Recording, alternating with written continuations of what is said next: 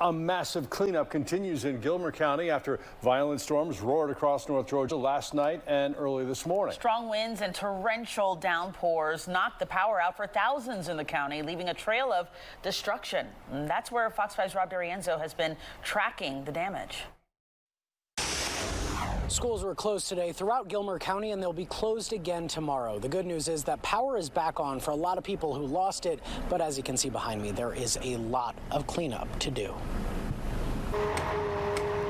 It just took the whole building, the whole end of the building off and threw it across the road. Greg Griffey's carefully sifted through debris scattered along Old Highway 5, trying to salvage anything he could from his storage unit after the storms last night into this morning. A lot of it's going to have to be thrown away because it got so wet. It looks like Gaza does, you know, just total destruction. This is some of the worst damage we've seen. Among all of this twisted metal, you can see this used to be a freezer completely just ripped apart by the force of this storm. About 20 different roads had trees, power lines down, and just a maze of debris and disaster.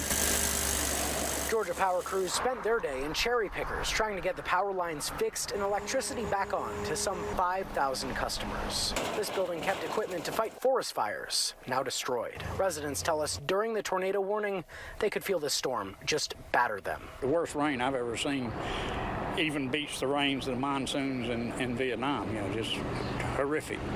At 11 o'clock before the power went out, I looked out the window, turned the spotlights on.